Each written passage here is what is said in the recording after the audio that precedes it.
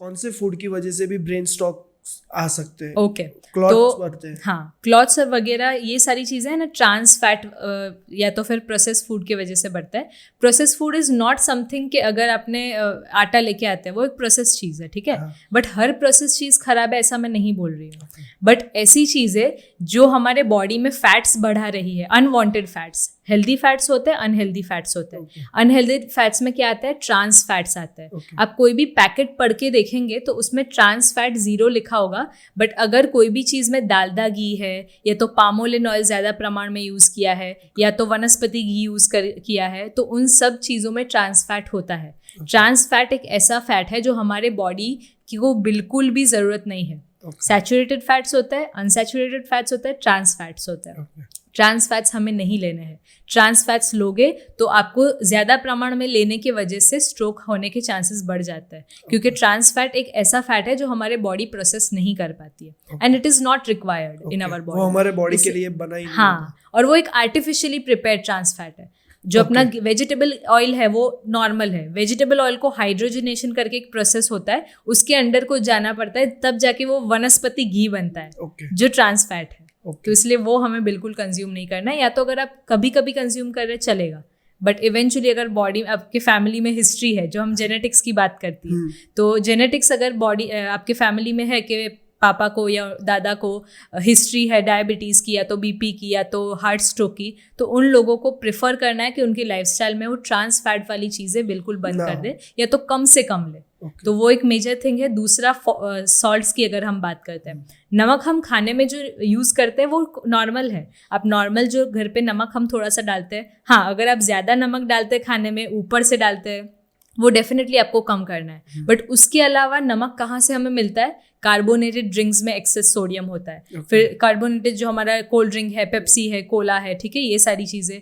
दूसरा कहाँ से ज़्यादा हमें सोडियम मिलता है? हमारे आर्टिफिशियल स्वीटनर्स से या तो आर्टिफिशियल फ्लेवर्स से, ठीक है, पेरी पेरी सॉस हो गया, या तो मेयोनीज हो गया, या तो हमारा केचप्स हो गए।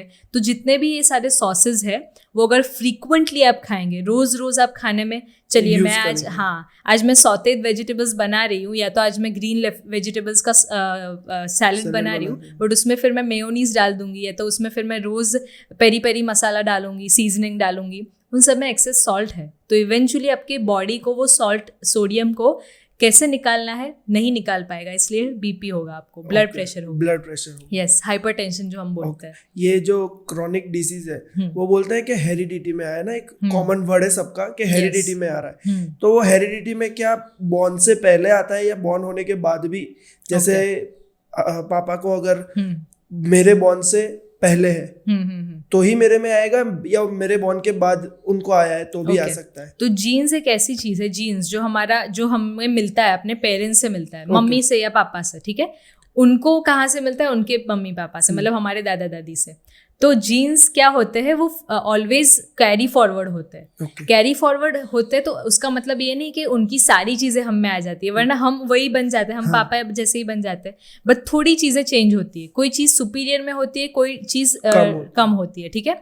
तो जो चीज़ ज़्यादा होगी, जो चीज़ डोमिनेंस में होगी, तो वो चीज़ हमें आ सकती है। अगर उनका डोमिनेंस वाला जीन्स जो डायबिटीज़ वाला है वो अगर हम में आ गया तो हम थोड़े टाइम में प्री डायबिटिक हो सकता है। अगर मैं मेरे 20s में हूँ और अगर मैंने ध्यान नहीं रखा मेरा, या तो ध्यान रख रही हूँ फिर भी मेरे को डायबिटीज़ आ सकता है। ये एक बहुत कमाल है जीन्स का, कमाल भी है और नुकसान भी है, क्योंकि काफ़ी लोग के अच्छे अच्छे जीन्स भी पेरेंट्स से मिलते हैं, और जो ये ना काम के जीन्स है वो भी हमें मिल सकते हैं। तो हमें क्या ध्यान रखना है कि हमारे पेरेंट्स से जो मिला है वो तो ठीक है, बट हमें अभी हमारे अच्छे जीन्स बने उसके लिए हमें काम करना है। नो डाउट हम अच्छे से लाइफस्टाइल जिएंगे तो भी अगर पेरेंट्स का सबमिसिव वाला जीन हमारे में है और हमारे बच्चे में वो डोमिनेंस में हो जाए तो उनको आ सकता है, बट वो सब ऊपर के ऊपर, भगवान के ऊपर। मतलब वो ऐसा नहीं होता कि इनको है तो होगा ही, ऐसा नहीं होता है, नहीं होता है ऐसा, क्योंकि वो डिपेंड करता है कि हमारे जीन्स मम्मी पे या हमारे एनवायरनमेंट पे डिपेंड करता है, लाइफस्टाइल पे डिपेंड करता है, स्ट्रेस लेवल्स पे डिपेंड करता है, इवन हमारे जेंडर पे डिपेंड करता है। अगर फीमेल है आप तो उनको हो सकता है कि ज़्यादा चांसेस होते हैं कि डायबिटीज़ हो या थायराइड हो, ठीक है, तो वो बहुत सारे फैक्टर्स होते हैं। बट अगर हम लोग लाइफस्टाइल अच्छी रखे, स्ट्रेस कम ले, क्लीन खाना खाए घर पे बना हुआ, तो हमें बहुत सारी चीज़ों से मुक्ति मिल सकती है। क्या क्लीन खाना खाने से स्ट्रेस कम होता है? डेफिनेटली, क्यों होता नहीं। है। आप जैसे मैंने आपको गट ब्रेन एक्सेस की बात की, अगर आप स्ट्रेस करेंगे तो आपका खाना अच्छे से नहीं पचेगा। वैसे ही अगर आप अनक्लीन खाना खाएंगे, बहुत ज़्यादा अनहेल्दी खाना खाएंगे, बहुत ज़्यादा ट्रांसफैट वाला खाना खाएंगे, तो भी आपके बॉडी में ऑक्सीडेटिव स्ट्रेस बढ़ेगा। Okay. ऑक्सीडेटिव स्ट्रेस जिसकी मैं बात कर रही थी, ऑक्सीडेटिव स्ट्रेस इवेंचुअली आपके ब्रेन में जाके आपका स्ट्रेस बढ़ा सकता है कि मेरा वजन बढ़ रहा है, या तो मुझे दूसरे सारे कोई भी इश्यू, जैसे मेरे बॉडी में अगर बीमारी आ जाती है तो उसको हम स्ट्रेस कहते हैं, ठीक है।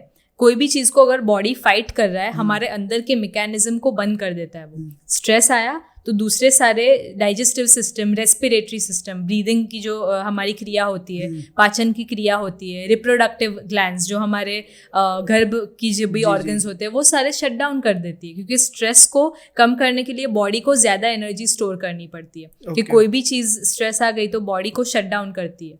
इसलिए वी हैव टू ट्राई कि अगर हम स्ट्रेसफुल कंडीशन में है तो हमें बहुत ज़्यादा ऐसे कुछ भी चीज़ जो सामने आ जाए वो नहीं खानी है।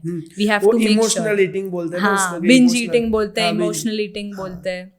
तो उसका एक बीमारी भी है, उसको मतलब अलग अलग नाम से बोला जाता है।